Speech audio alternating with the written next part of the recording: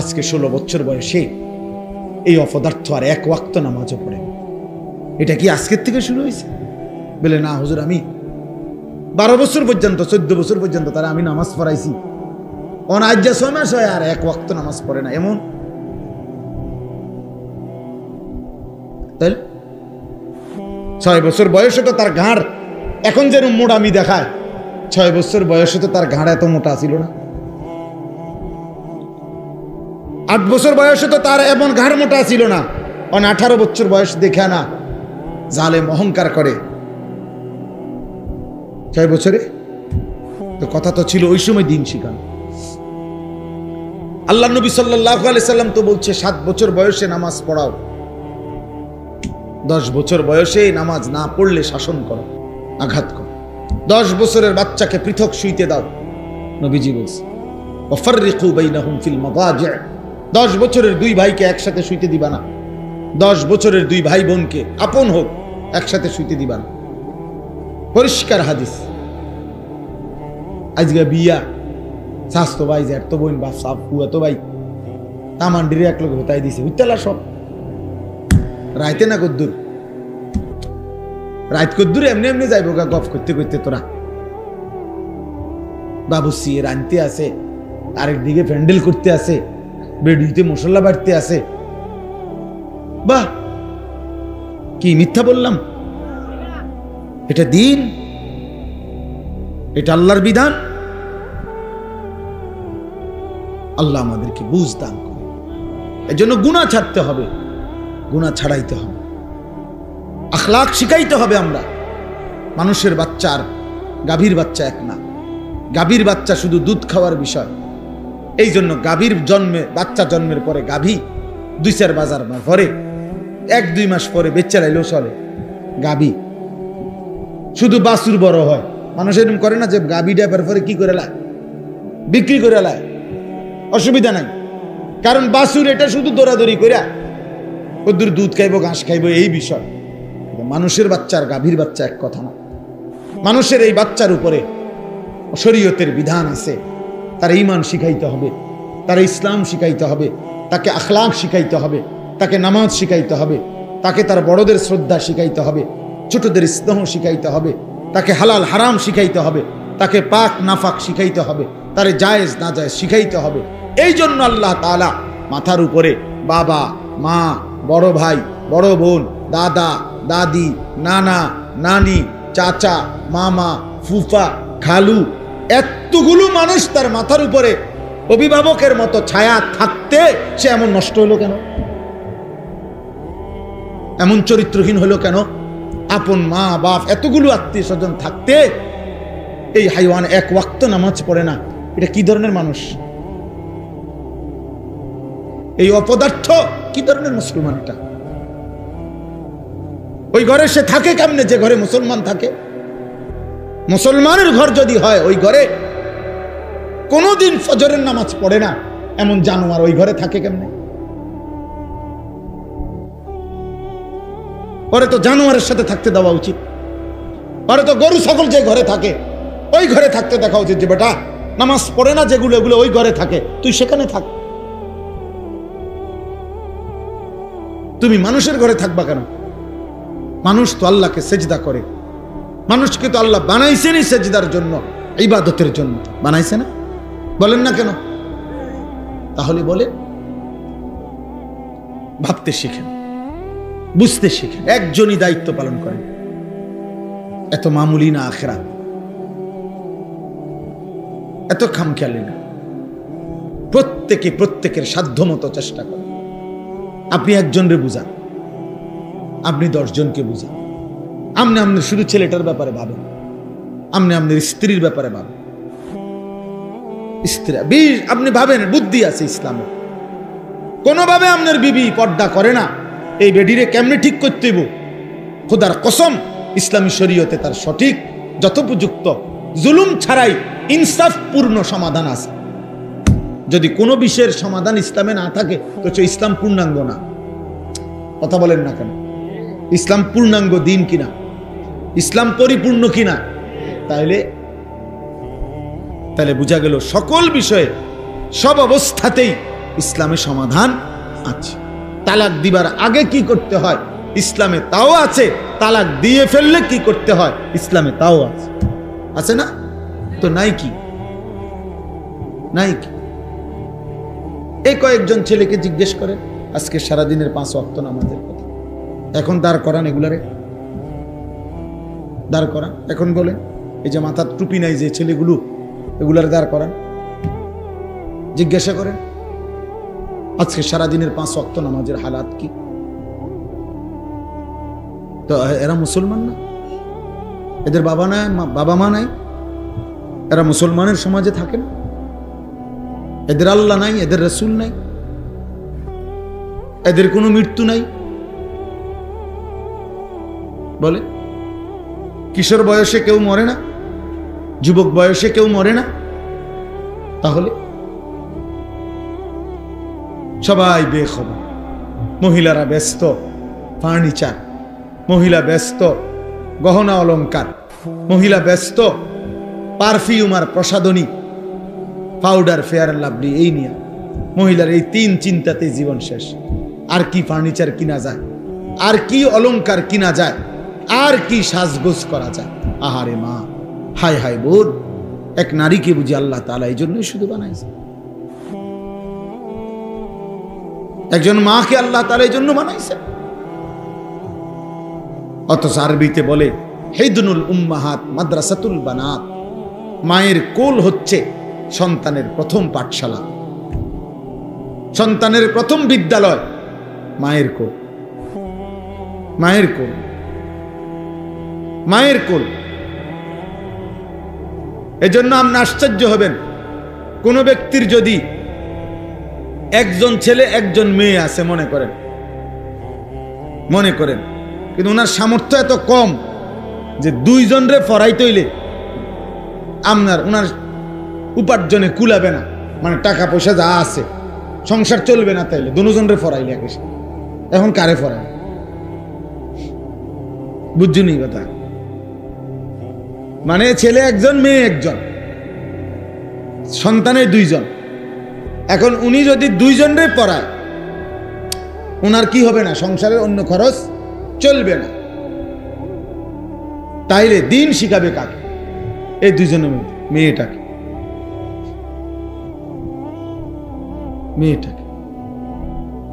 কারণ এই মেয়ে একটি সংসার, এই মেয়ে আগামী দিনে একটা পরিবার, এই মেয়ে আগামী দিনে একটা ঘর। ইন্নামা ইউরিদুল্লাহু লিইউযহিবা আনকুমুর রিজসা আহলাল বাইত। আল্লাহ তাআলা বলছেন ঈমানদার নারী, চরিত্রবান নারী, নামাজি নারী, আমি আল্লাহ তাআলা চাই তার মাধ্যমে তোমাদের পুরুষদের পুরাটা ঘর পবিত্র করে দিতে। এক মেয়ে চরিত্রবান হওয়া, এক মেয়ে দিনদার হওয়া, এক মেয়ে নেককার হওয়া, সেজদাওয়ালা হওয়া, পর্দানশীল হওয়া, শুধু ওই মেয়ের জন্য না, পুরা ফ্যামিলির জন্য এটা জরুরি। আপনি 1000 ছেলের উপরে জরিপ চালান, ওদের সমস্ত সারা দিনের ব্যস্ততার মূল আকর্ষণ নারী। 10,000 ছেলের পিছনে আপনি তদন্ত করেন, ওদের যৌবনের এই উন্মাদনা, এই চুলের ফ্যাশন, জামা কাপড়ের এই ফ্যাশন, সারাদিন টোটো করে মাতালের মতো ঘুরা, মোটর সাইকেলের এই বাহার, চুলের ডিজাইন, মোবাইলের এই ব্যস্ততা, সব কিছুর মূলে নারীর প্রতি আকর্ষণ, শাহওয়াত, শাহওয়াত, মনের চাহিদা, অশ্লীল অবৈধ কামনা বাসনা, হারাম চাহিদা। যেন সে বুঝছে, যুবক এই ছেলে বুঝছে যে আমারে বানাইছে নারীর জন্য, নারীর লোভ, নারীর আকর্ষণ, এর জন্যই আমার জীবন। অথচ না, আল্লাহ তাআলা আমাদেরকে ইবাদতের জন্য বানাইছে, আল্লাহ আমাদেরকে ইসলামের জন্য বানাইছেন, আল্লাহর জমিনে কালেমা প্রচারের জন্য বানাইছেন। প্রিয় ভাই, একজন ছেলে ভালো হোক, একজন। সারা পৃথিবীতে আমরা 150 কোটি মুসলমান, 150 কোটির চাইতে বেশি, আমরা 150 কোটি, তার চাইতে বেশি, 200 কোটির কাছাকাছি। আর সারা পৃথিবীতে ইহুদি 2 কোটির কম। যেই ইসরায়েলের যেই ইহুদি কুত্তারা প্রতিদিন আমাদের মুসলমানদেরকে মারছে ফিলিস্তিন আর গাজাতে, ওদের মূল জনসংখ্যা সারা পৃথিবী বিলাইয়া 2 কোটির কম। ইসরায়েলে ইহুদি ইসরায়েলের জনসংখ্যা 1 কোটির কম, 92 থেকে 97 লাখ মাত্র। আর সারা পৃথিবীতে মুসলমান 150 কোটি, তার চাইতেও বেশি। কোথায় 150 কোটি? আমাদের ঢাকা শহরে কত মানুষ? 30,000। 30,000 মানুষ। সায়দাবাদে দাঁড়ায় তাই 30,000 মানুষ। বিশুদ্ধবারে বা আসের লাগে যাত্রাবাড়ি সায়দাবাদ গুনলে তো মনে হয় 30,000 মানুষ। হ্যাঁ, শুধু ঢাকার কথা বললাম। তাহলে সারা পৃথিবীর এত কোটি কোটি মুসলমান, আমাদের চোখের সামনে মাত্র 1 কোটির চাইতে কম ইহুদি, তারা আমাদের উপরে এই পরিমাণ জুলুম করছে। একটা বাচ্চা ওই দিন দেখছি পত্রিকায়, 12 কিলোমিটার পথ, এই গাজার 12 কিলোমিটার এতিম সন্তান পায়ে হাঁটা গেছে একটা রুটির জন্য। রুটিটা যখন হাতে নিছে তখন গুলি আইসা ওরে ঝাঁঝরা করছে। রুটি হাতে, অসহায় বাচ্চা শহীদ হয়ে গেছে।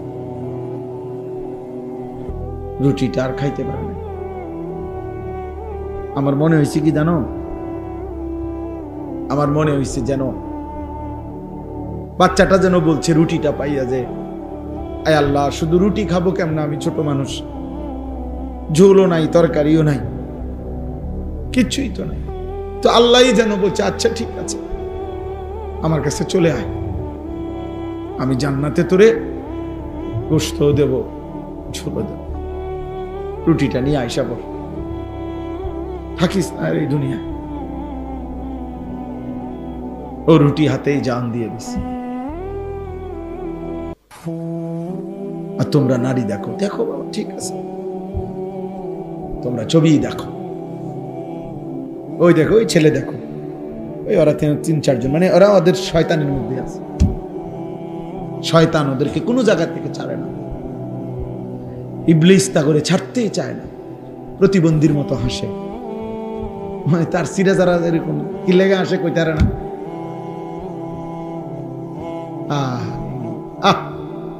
জানেও না তো একটা সেজদা যার কলিজায় নাই, যার কপালে নাই, ও আল্লাহরে চিনবে করতে। ও মুমিনের কষ্ট বুঝবে কিভাবে? ও মুসলমানের রক্ত বুঝবে কিভাবে? ও তো জানে শুধু মোবাইল, ও তো জানে শুধু নারী ছবি, ও কি বুঝবে?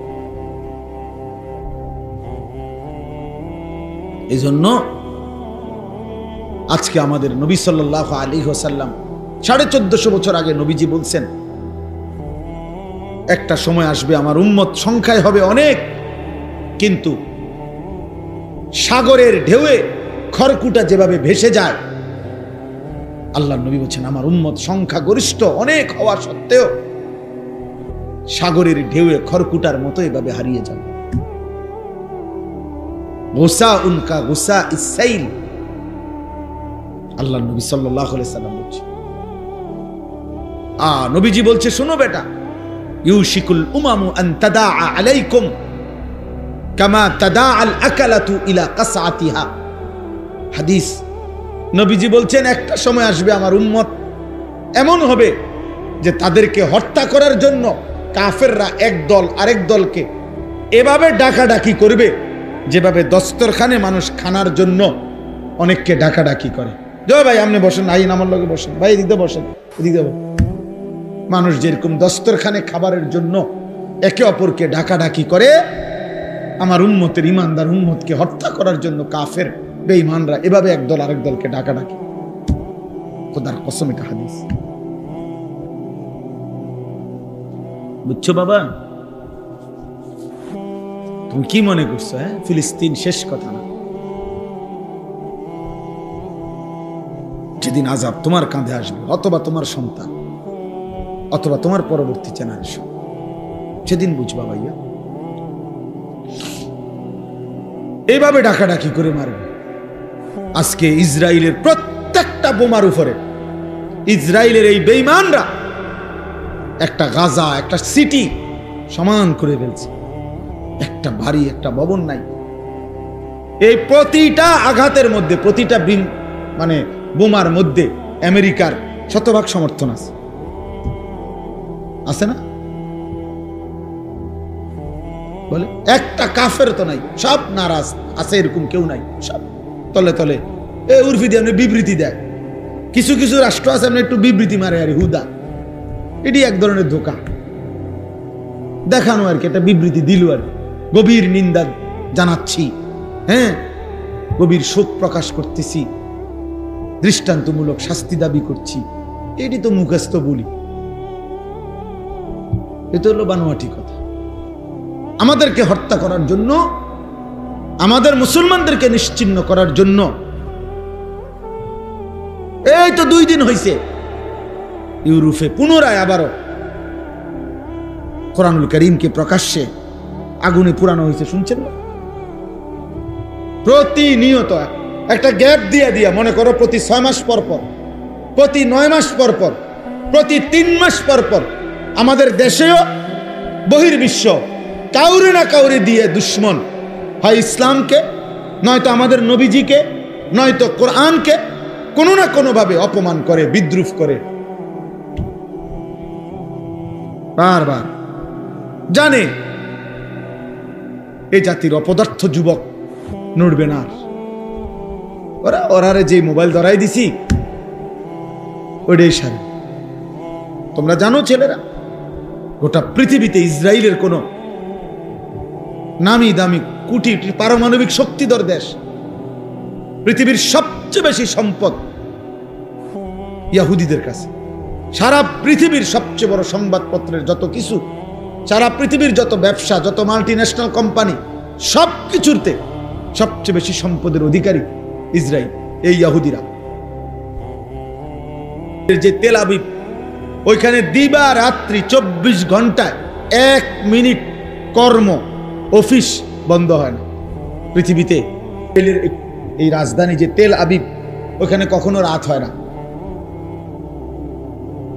ওদের ওখানে এটা তাদের কথা হইলো, আমাদের এই শহরে কখনো কি হয় না, রাত হয় না। মানে শিফটে কোনো না কোনো গ্রুপ ডিউটি করতেছে, কাজ করতেছে।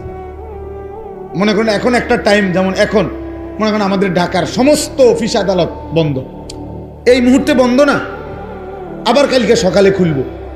কথা বুঝেন নাই না? তাদের এমন হয় না। হ্যাঁ হ্যাঁ, তাদের কি এমন হয় না? তাদের অফিস আদালতের সকল কার্যক্রম শিফটে চলতে থাকে, তাদের কখনো রাত হয় না। এরকম এইভাবে তারা এই সারা পৃথিবীটাকে দখল করে রাখছে। সব এর ভেতর দিয়েই আমাদের উপরে প্রতিনিয়ত জুলুম করছে। সব সময় ইসলামকে বিদ্রুপ করে, কোরআনকে বিদ্রুপ করে। এই বাংলাদেশেও প্রায় সময় একটু পর পর ওই যে অমুক হিন্দু, অমুক নাস্তিক, অমুক ব্যক্তি রাসূলুল্লাহ সাল্লাল্লাহু আলাইহি ওয়াসাল্লামকে অপমান করে, বিদ্রুপ করে। কারণটা কি? কারণটা কি? আমাদের ঈমান যাচাই করে। ওরা জানে আমাদের যুবক আর নড়বে না, ও মোবাইল দেখে, ও নারী দেখেই জীবন পার করে দিচ্ছে, ও ছবি দেখতে দেখতে রাত শেষ, ও উলঙ্গ দৃশ্য দেখতে দেখতে রাত শেষ। আল্লাহ আমাদেরকে হেফাজত করেন, আল্লাহ তাআলা আমাদেরকে হেফাজত করেন। আমাদের এটা ভাবা উচিত। আমরা রাত দিন চিন্তা করি, সারাদিন ভাবি কি করা যায়, আর কি করতে পারি, আর কি করা যায়। আলহামদুলিল্লাহ, চেষ্টা করা উচিত।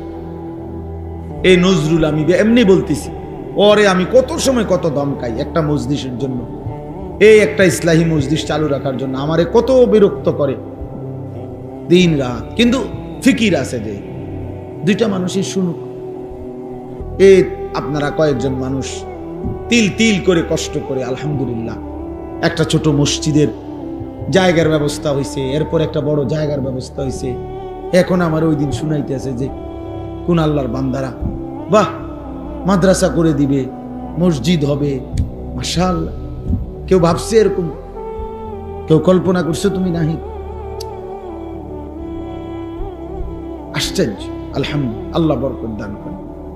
কালকে জুমার নামাজের পরে, ভাই নজরুল শুনো, কালকে জুমার নামাজের পরে আমার ঢাকার মসজিদে 2 ছেলে আসছে। ওরা লেপ তোষক বেচে, বুঝছো নি, লেপ তোষকের দোকানদার। আমার বয়ান শুনছে ফজরের নামাজের ব্যাপারে। আমার একটা বয়ান আছে সন্দ্বীপের একটা ঘটনা, যে সন্দ্বীপ চট্টগ্রাম, ওখানে 4টা ছেলে কলেজের, ওরা একবার সিদ্ধান্ত নিছিল 2023 সালে যে তারা তাদের বন্ধুদেরকে ফজরের নামাজের জন্য উঠাবে, ফজর ক্যাম্পেইন। পরে 1 বছর মেহনত করে তারা প্রায় 4000-এর মতো পুরা উপজেলার এই কিশোর যুবক, যারা তখন নিয়মিত ফজরের নামাজ পড়ে, ফজর ক্যাম্পেইন করে তারা। তো এই ছেলে বলতেছে, হুজুর আমি আপনার এই ওয়াজটা শুই না, আমার এলাকায় আমি উদ্যোগ নিছি, আজকে মাসখানিক লেফট তুষুক বেশিন না ফোলা, আমি উদ্যোগ নিয়ে আমরা 2 বন্ধু 2-3 জনে মিলে এখন আলহামদুলিল্লাহ 1-1.5 মাসের ভিতরে 160 জন লিস্টি করা দেখাইছে। লিস্টি আমরা প্রত্যেক দিন 160 জন ফজরের নামাজ জামাতে পড়ে, আমরা চেষ্টা করতেছি প্রতিদিন। তো তারা, আমার গাড়ি তো আছে কাগজটা, তারা এমন সুন্দর করে বিভিন্ন বাণী লিখে লিখে ছেলেদের কাছে দাওয়াত দেয়। তো দিয়া নিচে লেখছে তাগো একটা, এই কাফেলাটার নাম কি?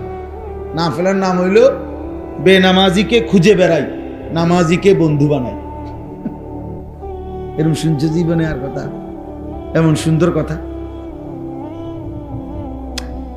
এই ফুলার মাথার থেকে যে এমন সুন্দর বুদ্ধি আইবা, আপনি বুঝছেন কোনো, ভাবছেন কোনোদিন? কি সুন্দর কথা না? আমিও তো জীবনে এমন সুন্দর কথা ভাবি নাই। বেনামাজিকে বন্ধু খুঁজে বেড়াই, মানে তারা তালাশ করি আর কি, যে করে করে তারা ডাকি আমরা, আর নামাজিকে বন্ধু বানাই। হ্যাঁ, ফিকির চেষ্টা করলে সম্ভব। একটু একটু কাজ যদি সবাই করে যার যার জায়গা থেকে। পৃথিবীর, আমার কাছে কিতাব আছে, আমার গাড়ি তো আছে, পৃথিবীর 4 ভাগের 1 ভাগ হলো মুসলমান। সারা পৃথিবীর জনগোষ্ঠীর 4 ভাগের কি 1 ভাগ হলো কি মুসলমান, 1/4, 4 ভাগের 1 ভাগ। তাইলে যদি একজন মুসলমান, কথার কথা একটা হিসাব ওইখানে লিখছে আরবি কিতাব, যদি একজন মুসলমান সারা জীবনে সে যদি মাত্র 4 জন মানুষের দায়িত্ব নেয়, যে আমি 4 জন মানুষকে কালেমার দাওয়াত দেব, চেষ্টা করব, তার পিছনে টার্গেট করে, তাহলে পৃথিবীর সমস্ত জনগোষ্ঠীর কাছে কালেমার দাওয়াত পৌঁছে যাবে। কালেমার দাওয়াত পৌঁছে যাবে। তাহলে তোমরা ছেলেরা বলো ভাই, মুসলমানের ঘরে জন্ম নিয়ে তোমাদের রাত্র দিন কিভাবে কাটে? বলো, একটা ছেলে বলো, এই কি জীবন? নারী, ছবি, মোবাইল আর মন মতো চলা। কে তোমার বাবা, কে তোমার মা, কে তোমার আল্লাহ, কে তোমার নবী, কে তোমার রসুল, কে তোমার কিতাব, কিচ্ছু চেনো না। মুসলমানের সন্তান 4টা সূরা শুদ্ধ পড়তে পারে না। মুসলমানের সন্তান ওযু নামাজের ফরজটুকু আদায় করতে জানে না। শুক্রবারে আসে আর কি, আমরা বুঝি না, মসজিদে ঢোকে বাইর হয়, তামসা আর কি এর নামাজ, পারলে না পড়তো নামাজ, পারলে না পড়তো। মানুষে খারাপ করবো, মন্দ সন্দ বলবে যে তে এমন অজাত, শুধু শুক্রবারও আইয়ে না মসজিদ, এই শরমে আসে যায় আর ও দেখছে তো, মানুষে দেখছে নাই তো। ইমাম সাহেব সালামটা ফিরাইয়া সারে না, 2 রাকাত ফরজের জুমার দিন, ওমা তারে এমন শয়তানে কামড়া, একটা কামড়ের লগে হেতে বাইরে যায়, একটা কামড়, মানে তার গুড়া কিরমি তার ফেডে এভাবে কামড় দিছে, সাথে সাথে দৌড় দিয়ে বাইরে গেছে, গুড়া কিরমি কামড়া। কারণ সে তো আসছে মূলত হাজিরা দিতে, হয় নামাজের জুমার আগের 4 রাকাত সুন্নত, জুমার নামাজের পরে 4 রাকাত সুন্নত, এত কিছু দিয়ে হেড টাইম আছে, হেতা আইসে হাজিরা দিত। মানুষে দেখছে তো, সারছে তো, জানে এখন মানুষে দেখছে আপনি যে আইয়ের মুসলিম নাই তো 4 রাকাত সুন্নত জুমার নামাজের পরে, এটা ইমাম সাহেবের বাফের সম্পত্তি। কথা বলেন না কেন? এটা যদি সবার জন্য দরকার না হইতো তো ইমাম সাহেব পড়ে কেন? সামনের কাতারের মুসল্লিগুলো পড়ে কেন? বয়স্ক চাচারা পড়ে কেন? ওনারা বেকুবে এই কারণে, ওনারা বোকা এই কারণে। তাহলে এই হাজিরা মার্কা নামাজ আখেরাতে কি মিলবে? আমার শায়েখ আল্লামা মুফতি মুশতাকুন নবী সাহেব বলে যে, হে মুসলমান, যেই নামাজ তোমার মসজিদের থেকে 100 হাত সামনে চা দোকানের আড্ডা, টেলিভিশনের আড্ডা থেকে ফিরাইতে পারলো না, সেই নামাজ তোমারে জাহান্নাম থেকে কেমনে ফিরাবে? বুঝাই তো যায় তুমি কি নামাজ পড়ছো, বুঝাই তো যায়, বুঝাই তো যায়। নামাজের মধ্যে যদি ওই যে আপনি লাল কালি দিয়ে যদি ভুল দাগ দেন, তো এরপরে আর সাদা লেখা পাইতেন না, পুরাটাই কি হয়ে যাবে? লাল হয়ে যাবে। আমার এক হুজুর বলছিল, আমি ছাত্রের খাতা কাটছি পরীক্ষার, সিদ্ধান্ত নিয়েছিলাম যে লাল কালি দিয়ে দিয়ে ভুল দাগ দিছি, এক একটা ভুলে 2 নাম্বার করে কাটা। হুজুরে বলছিল আর কি, এরকম ভাবে আমি খাতা কাটছি। কয়েকটা ছেলের খাতা কাইটা শেষে লাল কালি দিয়ে দিয়ে ভুলটি তো সব দাগ দিছি। পরে যখন গুনছি এবং হিসাব হইল কি যে প্রতি ভুলে কত নাম্বার কাটা, পরে গুন্না দেখছি আমি তার থেকে আরো 24 নাম্বার পাই ছাত্রের থেকে। তার মানে 62টা ভুল, তো 50 দুগুণে 100 তো গেছেই গা। আরো 12টা ভুলের কারণে আরো 24 নাম্বার হুজুরে ফায় হেতে, হেতে অন্য বিষয়ের থেকে হাওলাত নিতে হবে। মানে ভুলের পরিমাণটা বুঝাইছে আর কি, যে মূল 100 গিয়ে আরো কি 24 আরো রয়েছে ভুল, ওইটা কই থেকে দিব, তো পুঁজিয়ে নাই আর। তা আমাদের নামাজের যদি এমন হয়, আখেরাতে কি নাকি মিলবে বলে? কি নাকি মিলবে? কথা তো ছিল, আল্লাহ তাআলা কোরআনে বলছেন নামাজ গুনাহ থেকে ফিরায়, বলছে না? কথা বলেন না কেন? নামাজ গুনাহ থেকে ফিরায় কিনা আল্লাহ বলছে কিনা? ইন্নাস সালাতা তানহা আনিল ফাহশাই ওয়াল মুনকার। তাহলে এখন নামাজ যদি গুনাহ থেকে না ফিরায়, তাহলে বোঝা গেল আল্লাহর কথা, আল্লাহর কথা কোনটা? আপনার কথা সঠিক না আল্লাহর কথা সঠিক? তো তাইলে নিশ্চয় আমার নামাজে ত্রুটি, নিশ্চয় আমার সেজদাতে ত্রুটি। এই জন্য যারা নামাজ পড়ে না তারা তো পড়েই না, আর যারা পড়ে অথচ গুনাহ থেকে বাঁচে না, আপনি খবর নিলে যাচাই করলে দেখবেন তাদের নামাজের মধ্যে শত শত ভুল। এই কারণে ওই নামাজের ওই শক্তি আসে না যে শক্তিতে তাকে গুনাহ থেকে ফিরা। এই জন্য যারা আবার নামাজ পড়ে, আপনাদেরকে বললাম ওযু নামাজ ঠিক করেন। একজন আলেমের সাথে সম্পর্ক ছাড়া আখিরাতের জীবন সুন্দর হবে না। নিজে নিজে মাতবরি করলে হইতো না, ওলামায়ে কেরামের কাছে আসতেই হবে, আলেমে দ্বীনের কাছে আসতেই হবে, আল্লাহকে ভালোবাসতেই হবে, প্রিয় নবী সাল্লাল্লাহু আলাইহি সাল্লামকে ভালোবাসতেই হবে আখিরাত যদি চান। এই আমার শেষ কথা। আমি শুধু যে আয়াতটা পড়ছি এক কথায়, এটার কোনো বেশি ব্যাখ্যা লাগবে না। আমি আপনাদেরকে শুধু মুখে মুখে বলি, আপনারা বুঝবেন। একটা আয়াত পড়ছি সূরা তাওবার, আয়াতের মধ্যে আল্লাহ তাআলা একদিকে মোট 8টা জিনিস বলছে, আরেক দিকে 3টা জিনিস বলছে। একদম সহজ হিসাব। একদিকে আল্লাহ বলছে এইদিকে 8টা, এদিকে 3টা। বলছে এই 8টি জিনিসের প্রতি তোমাদের আগ্রহ আছে, আমি জানি, ভালোবাসা আছে। তা এই 3টি জিনিসের প্রতি তোমাদের ভালোবাসা, যদি এই 8টির ভালোবাসা তোমাদের এই 3টির চাইতে বেশি হয়, তাহলে তোমরা আল্লাহর পক্ষ থেকে আযাব, শাস্তির অপেক্ষা করো। এই কথাইটা এনে বলছি, আপনি একদম সহজে বুঝবেন। আল্লাহ তাআলা বলেন কুল ইন কানা আবাউকুম, এক নাম্বার তোমাদের পিতা মাতা।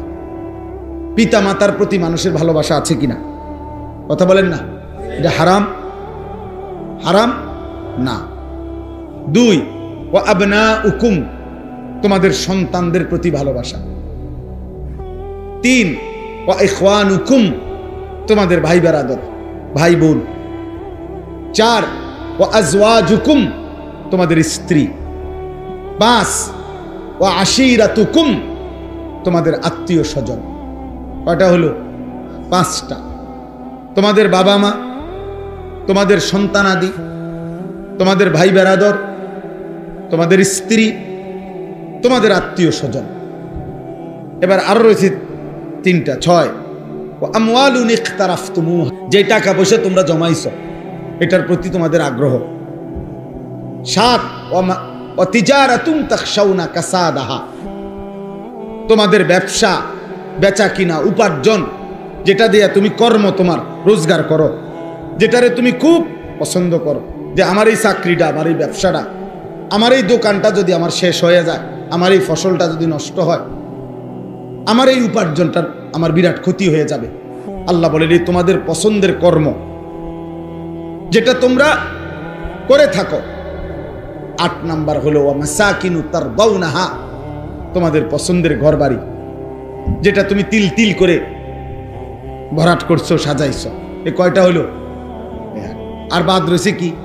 আমাদের দুনিয়াবি বিষয়ের মধ্যে বাদ আছে কিছু? কিচ্ছু বাদ নেই, সব এখানে আছে।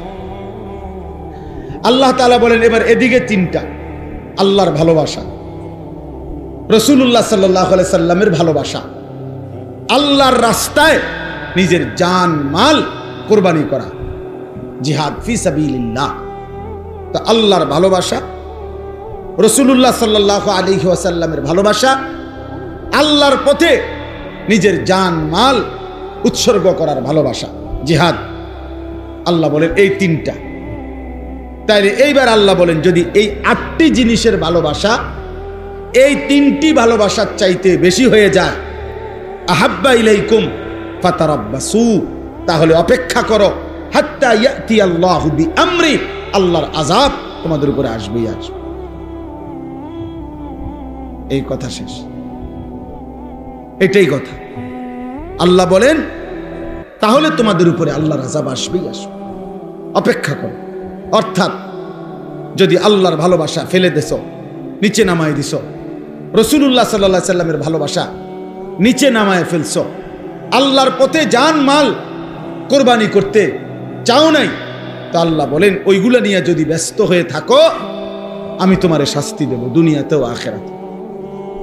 দুনিয়াতে বেইজ্জতি করবই করব, আজ না হয় কাল শুনবেন ছেলেটা আপনার নিয়ন্ত্রণে নাই, ছেলের বউটা কষ্ট দিতেছে আপনার,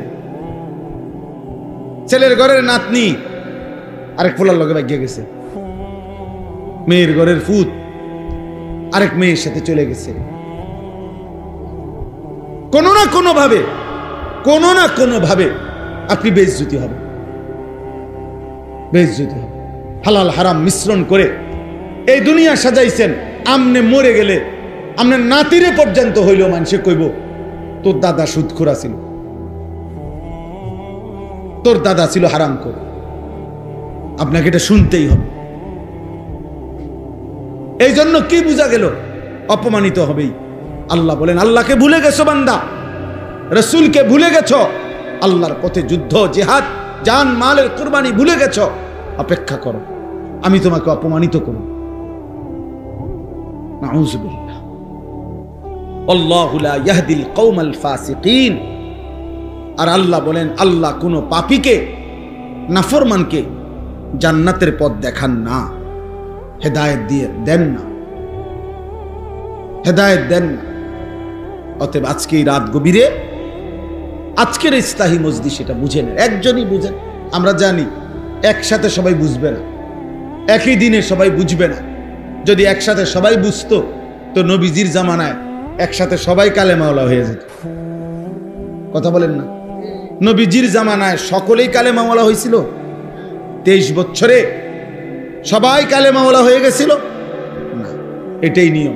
এই একজন দুইজনই হবে, একজন বুঝবে, দুইজন বুঝবে, আমরা ওই একজনের আশায় আছি, দুইজনের আশায় আছি, অসুবিধা নেই। কারণ এটা তো ইলেকশন না, আমার অনেক ভোট দরকার, আমার আখেরাতে না দরকার। আমার কি দরকার? আখেরাত দরকার, আখেরাত দরকার। এজন্য আমরা এটা বুঝলে, তোমরা যারা নওজোয়ান ছেলে আছো, বয়স্ক বাবা আছে, আল্লাহকে ভালোবাসেন, রাসূলুল্লাহ সাল্লাল্লাহু আলাইহি সাল্লামকে ভালোবাসেন, নবীজির একটা একটা সুন্নাত আমল করতেই হবে যদি আখেরাত চান। 12,000 টাকা দিয়ে আখেরাত মিলবে না, 4টা ফ্যান দিলে আখেরাতের জন্য এইটুকুই যথেষ্ট না, 10,000 টাকা মসজিদে দিলে শুধু এতটুকুই যথেষ্ট। এটা একটা আমল, এটার নেকি আছে, কিন্তু এটা একটা আমল, বাকি আমলগুলোও করতে হবে, বাকিগুলোও করতে হবে। এজন্য আমরা প্রত্যেকে ইনশাআল্লাহ আজকের এই মোবারক মজলিসে নিয়ত করি যে আমরা আল্লাহকে ভালোবাসবো, আমরা রাসূলুল্লাহ সাল্লাল্লাহু আলাইহি ওয়াসাল্লামকে ভালোবাসবো, আল্লাহর জন্য জান চাইলে জান দেব, মাল চাইলে মাল দেব ইনশাআল্লাহ। বলেন ইনশাআল্লাহ। 1 টাকাই দেন, আরে 10 টাকাই দেন, মিয়া মুমিন ফিরায় দেয় না, এটা মুমিনের সিফাত। কোরআন শরীফে বারবার আছে, যতবার আল্লাহ তাআলা ইমানদারের সিফাত বলছে ততবারই বলছে ওমিম্মা রাযাকনাহুম ইউনফিকুন। ইমানদারের একটা বৈশিষ্ট্য, ইমানদার যেভাবে নামাজের সেজদা করে, ইমানদার ওইভাবে নিজ সম্পদ থেকে আল্লাহর পথে খরচ করে। 1 টাকা হোক, 10 টাকা হোক, 1000 টাকা হোক, অসুবিধা কি? আমি মিশে গেলাম ভালো কাজের সাথে। এই জন্য মুমিন ফিরায় দেন, ইমানদার ফিরাইতে পারে। এক অভাবী মানুষ আপনার কাছে হাত পাতছে, আপনি কোন মাফ করেন, মাফ করেন কি? তা বেটা সাহায্য চাইছে, এটার লগে মাফ করেন কি সম্পর্ক? চুরি করছেন, হ্যাঁ মাফ করতো, কথা বলেন না কেন? আপনি কি চুরি করছেন যে হে মাফ করতো? আর হে মানুষ মাফ করেনি, মাফ তো করে আল্লাহ না, কথা বলেন না কেন? মানুষ কি মাফ করে? কে মাফ করে? তো আপনি এটা কি বললেন যে মাফ করে? আপনার নাই তো সেটা আপনি হাসি মুখে তাকে বিদায় দেন, আপনি তার জন্য একটা দোয়া করে দেন। নবীজি বলছে তোমার কাছে যদি কিছু না থাকে তার একটা ভালো কথা বলে দাও, দোয়া করে দাও, ভাই আমি তো দিতে পারলাম না, আল্লাহ আপনার অভাব দূর করে দেন, আল্লাহ আপনার বরকত দান করেন, আল্লাহ আপনার প্রয়োজন পূরণ করে দেন, একটা কইয়ে দেন। হ্যাঁ না আও জানি টিয়া দিয়া কিতা করে সুদে লাগায়, না না একমাত্র এবারই সুদে দেশে সুদে লাগায়, আর বাকিরা সব জোনায়েত বাগদাদি। বুঝেন নাই? হেবটার কথার দ্বারা এটাই তো বুঝাইছেন আমনে, বাকিরা আমনে সহ, আর বাকি সব লোক হলো বাইজিদ বুস্তামি, আর এবারই শুধু অপরাধী। মূল কথা হলো তাই নিজে দিবে না, বুঝেন না আপনার কথাটা? উনি যে দিবে না, এইটারও তো একটা সাফাই গাইতে হবে, তো এইটা হয়ের উপরে দোষ চাপাই দিছে। অপরাধ তো প্রত্যেকের জন্য অপরাধ, কথা বুঝেন নাই? অতএব আল্লাহর পথে দান করা, সাদাকা করা মুমিনের বৈশিষ্ট্য, ইবাদত করা মুমিনের বৈশিষ্ট্য। আখিরাত মিলতে হলে সব আমল পূর্ণ করতে হবে। আল্লাহ তাআলা আমাদেরকে তৌফিক দেন, কবুল করেন। রবিউল আউয়াল মাসে এতটুকু বারবার আমরা প্রতি মাস প্রতি বছর সারা বছর আমরা এটা বলি যে নবীজিকে প্রত্যেক মাসে ভালোবাসতে হবে, সমানভাবে অনুসরণ করতে হবে, রাসূলুল্লাহ সাল্লাল্লাহু আলাইহি সাল্লামের সুন্নাতের অনুকরণ করতে হবে।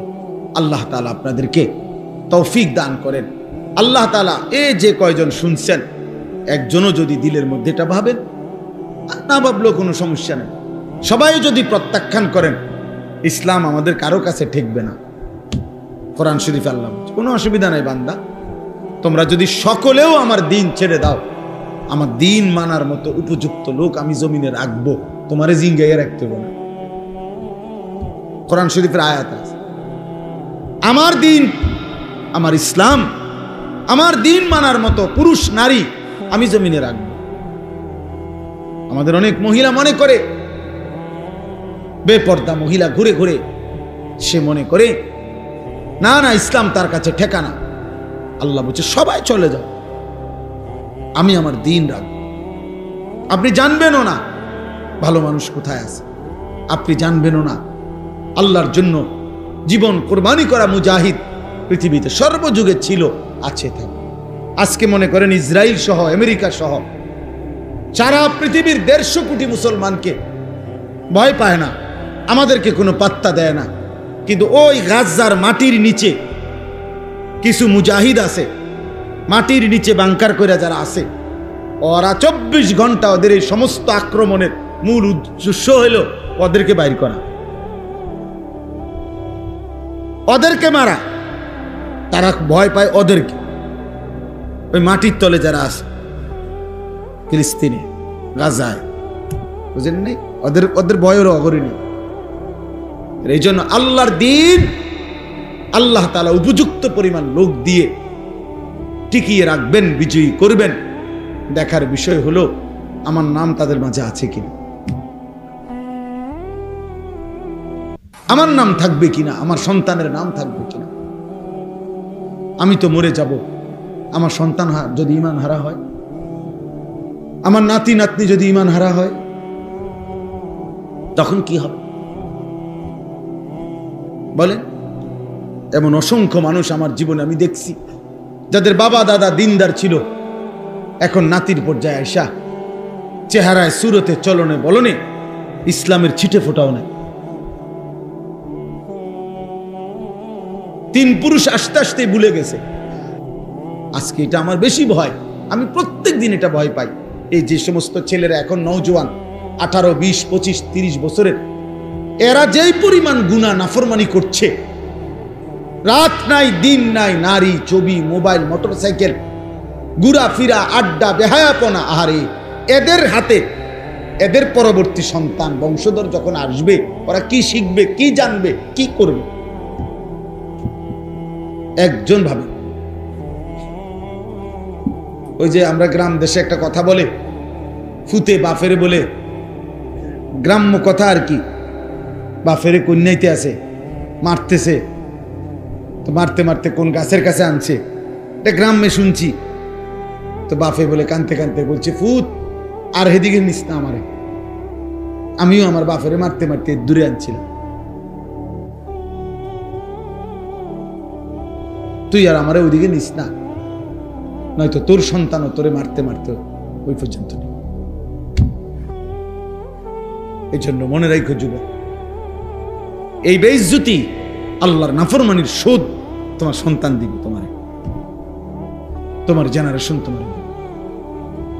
আল্লাহ যদি মাফ না করে, যদি তওবা না করে, যদি ফিরে না আসে, আল্লাহ আমাদেরকে মাফ করে দেন। আল্লাহ আমাদেরকে ঈমান আমল দান করেন। আমাদের আলহামদুলিল্লাহ এই কুরাখাল মসজিদ আলহামদুলিল্লাহ হচ্ছে, এখানে আশা করছে মাদ্রাসা হবে, আল্লাহর বান্দারা সহযোগিতা করবে। তা আমারও কথা হইল, আপনারাও এখনই প্রত্যেকে পকেটে হাত দেন। 10 টাকা হলে 10 টাকা দেন, 100 টাকা হলে 100 টাকা দেন, 1000 টাকা হলে 1000 টাকা দেন, 500 টাকা হলে 500 টাকা দেন। যেটুকু আছে এটুকুই দেন, না থাকলে পরে দিয়েন, এ কথার নিয়ত করে দেন। এর দূরে যদি না হয় দোয়া করে দিয়ে, দোয়াও তো কমপক্ষে করতে পারো। ছেলেরা তোমরাও প্রত্যেকে সুযোগ থাকলে বাবা দাও, আল্লাহর জন্য দাও। 10 টাকাই দাও, 100 টাকাই দাও, 500 টাকাই দাও, 1000 টাকাই দাও। আজকে মুসলমানের ছেলেদের ফেরা দরকার। আলহামদুলিল্লাহ আমরা এই যে এতক্ষণ যাই বলছি, একটা কথা মনে করেন, আজকেও আমাদের ঢাকা থেকে একজন বড় আলেম সুদর্ণপুর মাদ্রাসায়, আমার শায়েখের মাদ্রাসায় আসছে। উনি বলছে যে গত বছর উনি আপনার প্রায় 500-র মতো শুধু নওজোয়ান যুবক ছেলে নিয়ে এতেকাফ করছে, সব ইউনিভার্সিটি পড়ুয়া, কলেজ পড়ুয়া ছেলে। আমরা এই বছর এই মাসে 5, 6, 7 এই আগস্ট মাসের আমার মাদ্রাসায় 3 দিন 15 থেকে 30 বছর মেয়া বয়সী স্কুল, কলেজ, জেনারেল, শিক্ষিত, অশিক্ষিত, মাদ্রাসার না শুধু, এরকম ছেলেদের একটা 3 দিনের ওযু, নামাজ, সূরা, কেরাত, দোয়া, কালামের শিখানোর কোর্স করছিলাম আমি আমার মাদ্রাসায়। এই 5, 6, 7 আগস্ট আলহামদুলিল্লাহ আমি নিজে 3 দিন ছিলাম, 30 জন মুআল্লিম দিয়ে ওকে প্রশিক্ষণ করাইছি। ওযু না, প্রতিদিন 11 ঘন্টা 10 ঘন্টা। আলহামদুলিল্লাহ প্রায় 350 ছেলে স্কুল, কলেজের, মাদ্রাসার একজনও নাই। ওরা এই কোর্সে অংশগ্রহণ করছে। বাংলাদেশের মোট 29টা জেলা থেকে ছেলেরা আসছে। এই জন্য আমরা এটা আশাবাদী, আলহামদুলিল্লাহ। সারা বাংলাদেশে হাজার হাজার যুবক কিশোর ছেলে আল্লাহর দিকে ফিরতেছে। হতে পারে আমরা দেখব না, কিন্তু একদিন 30 বছর পরে হয়তো কেউ কালেমার ডাক দিবে আল্লাহর দ্বীনের জন্য, ইনশাআল্লাহ হাজারো লাখো যুবক নিজেদের জান দেবে ইনশাআল্লাহ। ইসলামী বিজয়ী হবে, কালেমাই বিজয়ী হবে, কোরআনই বিজয়ী হবে, ইমানের বিজয় হবেই হবে ইনশাআল্লাহ। আল্লাহ তাআলা ওই কাফেলায় আমাদের সন্তানদেরকে, নওজওয়ানদেরকেও কবুল করে নেন আল্লাহ, আমাদের সময়কে। এই জন্য আপনারা প্রত্যেকে ইনশাআল্লাহ, এটা জরুরি কথা আজহার বলল যে, অর্থাৎ আমরা প্রতিনিয়ত এই গাজা ফিলিস্তিনের মুসলমানদের জন্য ওলামায়ে কেরাম প্রতিনিয়ত তাদের জন্য ত্রাণ, সাহায্য, সহযোগিতা পাঠায়। তো বলল আমাদের এই বাবুস সালাম মাদ্রাসার থেকেও ওনারা ইন্তজাম করে পাঠাবে, আপনারা ওইখানেও শরিক হইবেন। নিয়মিত যেটুকু হয়, যার যেটুকু ভালোবাসা, ওদের জন্য আপনারা সহযোগিতা করবেন। আল্লাহ তাআলা আমাদেরকে তৌফিক দান করেন। আপনাদের এই মসজিদ, আপনাদের এখানে যেন একটা মাদ্রাসা হয়, একটা মসজিদ সুন্দর বড় সড়ো হয়, আল্লাহ যেন কবুল করে। আমার মাদ্রাসা আছে কুমিল্লা ক্যান্টনমেন্ট, ময়নামতি। আলহামদুলিল্লাহ, আমার অনেক স্বপ্ন, আশা, মালিক যদি হায়াত দেয়, আমার একটা আশা যে বাচ্চারা দিন শিখতেছে, প্রায় 500 ছেলে আমার মাদ্রাসা আছে, 34 জন শিক্ষক কর্মচারী। আমি আলাদা আরেকটা ভবন করতে চাচ্ছি মাদ্রাসার জন্য, আরো জায়গা, অর্থাৎ যেখানে স্কুল, কলেজ, ইউনিভার্সিটি, শিক্ষিত, অশিক্ষিত, দিন মজুর, ঠেলাওয়ালা, গলিওয়ালা সব পড়বে। যার, আমার স্লোগান হইল, যার সময় যতক্ষণ দিন শিখবে ততক্ষণ। শেষ কথা। 3 ঘন্টা আপনার সময়, 3 ঘন্টার জন্য কিছু শিখবে। অজুটা ঠিক করে, রুকুটা ঠিক করে জানাইস কি, 1 ঘন্টা হলে 1 ঘন্টা, 10 ঘন্টা হলে 10 ঘন্টা, 3 দিন হলে 3 দিন, 30 দিন হলে 30 দিন। অর্থাৎ আলাদা ভবন, আলাদা শিক্ষক, আলাদা স্টাফ নিয়োগ দিয়া আমার আশা যে সকলেরকে উন্মুক্ত দাওয়াত দিন, যে যখন আসবেন, যার সময় যখন দিন শিখবেন তখন, যার সময় যতক্ষণ দিন শিখবেন ততক্ষণ। আমি এই আশায় আলহামদুলিল্লাহ 94.5 শতক জায়গা, প্রায় 1 একর জায়গা এই ময়নামতি সাহেবের বাজার কিনছি, প্রায় 2-2.5 কোটি টাকার জায়গা। আলহামদুলিল্লাহ, আশা করছি আপনাদের কাছেও আহ্বান জানাই, 4200 টাকা আমার ওই মাদ্রাসার এক নামাজের মুসল্লা পরিমাণ জায়গার দাম, 8 স্কয়ার ফিট। অনেক আল্লাহর বান্দা, এই নজরুল তারা, নাহিদ তারা, আর অনেক আমাদের দেবিদ্দারের শরীফ ভাই, ওরা অনেক অনেক সাথীর থেকে আমাদের ওই মাদ্রাসার জায়গার জন্য টাকা উঠাই দিছে, চুকাই দিছে। ও এখানে মনে আছে নিস, নজরুল একটা ছেলে 15 টাকা দিছে, ওই যে কাশি সাহেব 15 টাকাও দিছে, আমি সেই টাকাটাও নিছি। একটা 10 টাকার নোট আর একটা 5 টাকার পয়সা কয়েন আমার ওই মাদ্রাসার জন্য দিছে। একজনে 30 লক্ষ টাকাও এসে দিয়ে গেছে, এক ব্যাগে বইরা। আস্থা ফেক না, ডাইরেক্ট টাকাই নেই, বড় ব্যবসায়ী, শিল্পপতি। দিয়া কিন্তু নাস্তাও খাইছে না, দোয়া করবেন, আমি দিয়ে গেলাম। তাহলে কেউ 30 লাখ টাকাও দিছে, কেউ 15 টাকাও দিছে। সব আল্লাহর জন্য, সব আল্লাহর জন্য। তাহলে অতএব এখানেও আপনারা সহযোগিতা করবেন, প্রত্যেকটা ভালো কাজে সহযোগিতা করবেন। আল্লাহ তাআলা আপনাদেরকে তৌফিক দান করেন। আমার গাড়িতে একটা কিতাব আমরা বিক্রি করি, তালিমুস সুন্নাহ, আমাদের নবী সাল্লাল্লাহু আলাইহি ওয়াসাল্লামের পুরা জিন্দেগীর 23 বছরের জীবনের সমস্ত সুন্নাত, একেবারে একটা সুই সুতা জন্য একজন মুসলমানের জীবনে নবীজির সুন্নাত কি, এর সবচেয়ে পূর্ণাঙ্গ বিস্তারিত প্রামাণ্য একটি কিতাব এটা, যেখানে নবীজির জীবনের 23 বছরের বিন্দু বিন্দু সুন্নাত সব আছে বিস্তারিত। অনেক বড় একজন বুজুর্গ লিখছেন, আমাদের গাজীপুর কাপাসিয়ার হযরত অধ্যক্ষ মিজানুর রহমান চৌধুরী।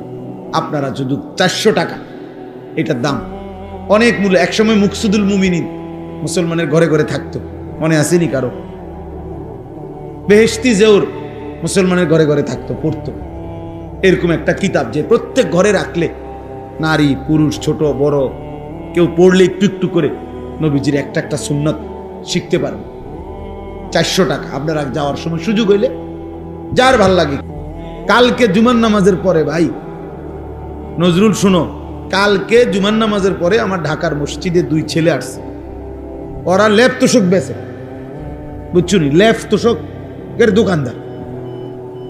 আমার বয়ান শুনছে, ফজরের নামাজের ব্যাপারে আমার একটা বয়ান আছে, সন্দ্বীপের একটা ঘটনা, যে সন্দ্বীপ চট্টগ্রাম, ওখানে 4টা ছেলে কলেজের, ওরা একবার সিদ্ধান্ত নিছিল 2023 সালে যে তারা তাদের বন্ধুদেরকে ফজরের নামাজের জন্য উঠাবে, ফজর ক্যাম্পেইন। পরে 1 বছর মেহনত করে তারা প্রায় 4000-এর মতো পুরা উপজেলার এই কিশোর যুবক যারা তখন নিয়মিত ফজরের নামাজ পড়ে, ফজর ক্যাম্পেইন করে তারা। তো এই ছেলে বলতেছে, হুজুর আমি আপনার এই ওয়াজটা শুই না, আমার এলাকায় আমি উদ্যোগ নিছি, আজকে মাসখানিক লেফট তুষুক বেশি না ফোলা, আমি উদ্যোগ নিয়ে আমরা 2 বন্ধু 2-3 জনে মিলে এখন আলহামদুলিল্লাহ এই 1-1.5 মাসের ভিতরে 160 জন লিস্টি করা দেখাইছে, লিস্টি আমরা প্রত্যেক দিনে 160 জন ফজরের নামাজ জামাতে পড়ো, আমরা চেষ্টা করতেছি প্রতিদিন।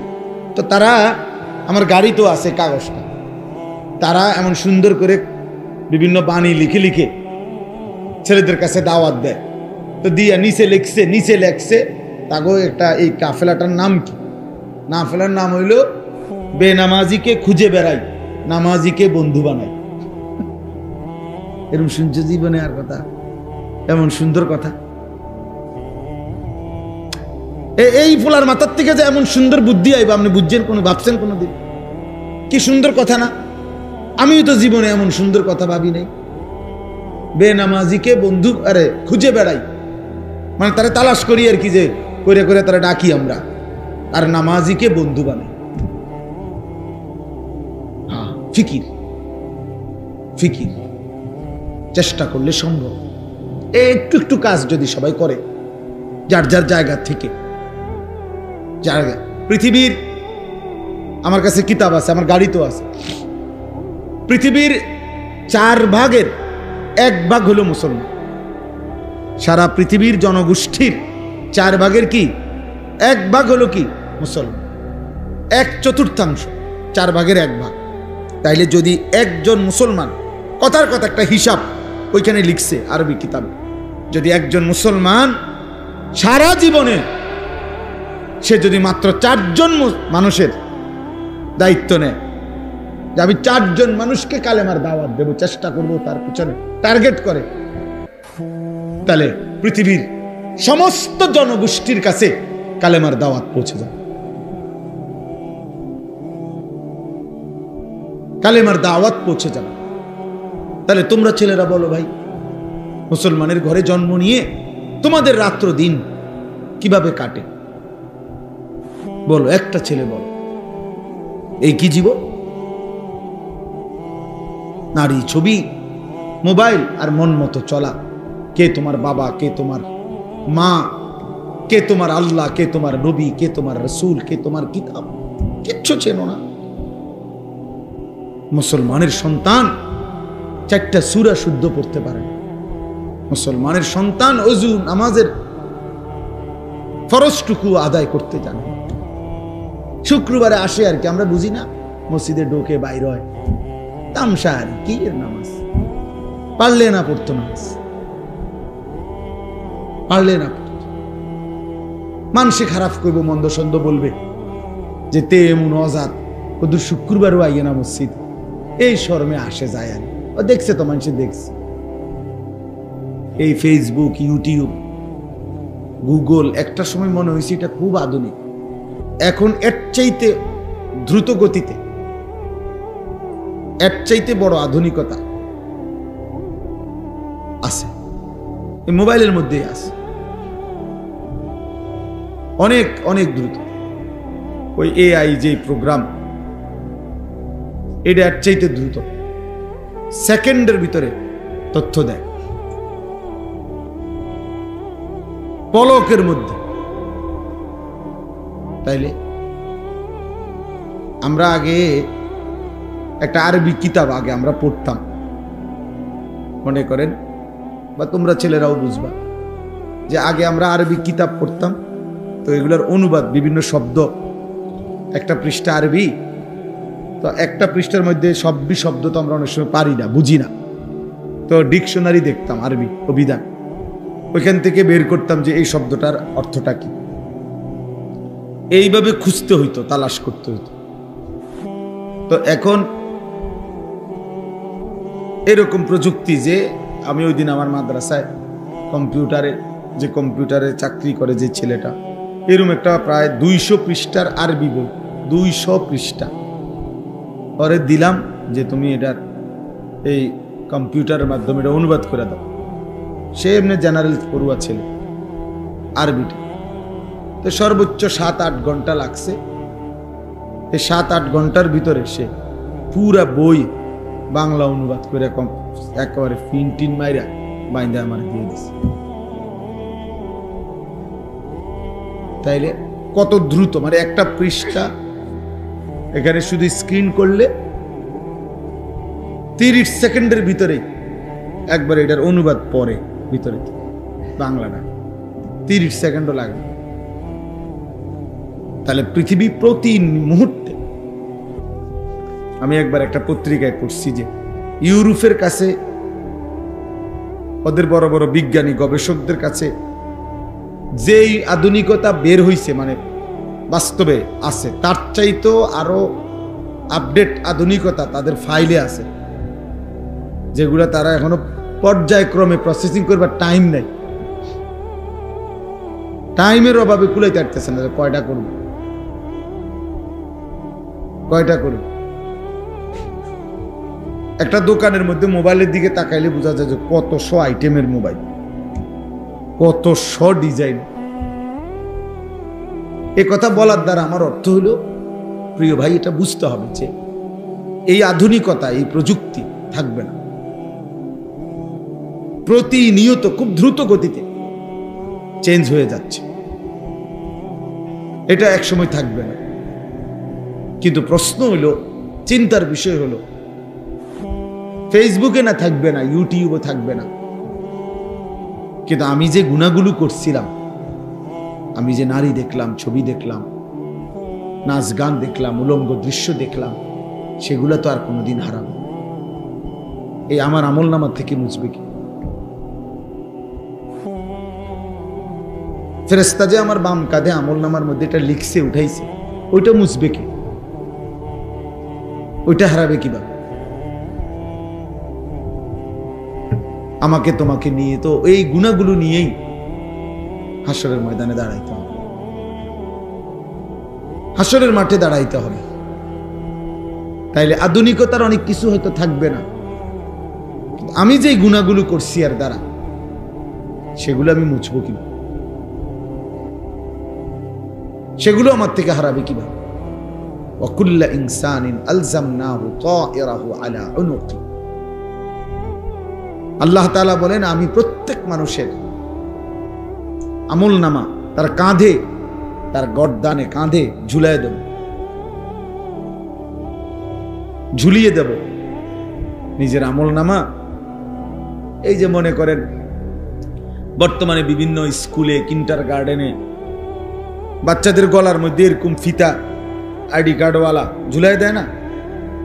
তাহলে এটা দেখলেই, হাতে নিলেই দেখা যায় বাচ্চা এটার নাম কি, ক্লাস কি, ঠিকানা, এই যে কান্দে গলার মধ্যে ঝুলাই দেয়। আল্লাহ তাআলা বলেন, তার আমল নামাও আমি এরকম ঝুলাই দেব, ঝুলিয়ে দেব। ইয়াউমা তুবলাস সারাইর। আল্লাহ তাআলা বলেন, অন্তরের গভীরে যেই কথাগুলো ছিল সেগুলো হাসরের ময়দানে আমি খুলে দেব, খুলে দেব। পৃথিবীর কেউ জানে নাই, কিন্তু আজকে তোমার অন্তরের যে জল্পনা কল্পনা, একটা নারী দেখে, অশ্লীল দৃশ্য দেখে, রাস্তার বেহায়া বেপর্দা মেয়ে দেখে তুমি যা ভাবছিলা, হয়তো পৃথিবী তো কেউ শুনে নাই, জানে নাই। রব্বুল আলামিন বলে, হাসরের ময়দান আমি তা খুলে দেব, তুমি দেখবে। ওয়া ওয়াজাদু মা আমিলু হাদিরা, তোমরা যা করেছো আল্লাহ বলে সব তোমরা তোমাদের সামনে উপস্থিত দেখতে পাবে, লিখিত সব দেখতে পাবে সব। আল্লাহ তাআলা, আমি আয়াতটা শুনাই আপনাকে।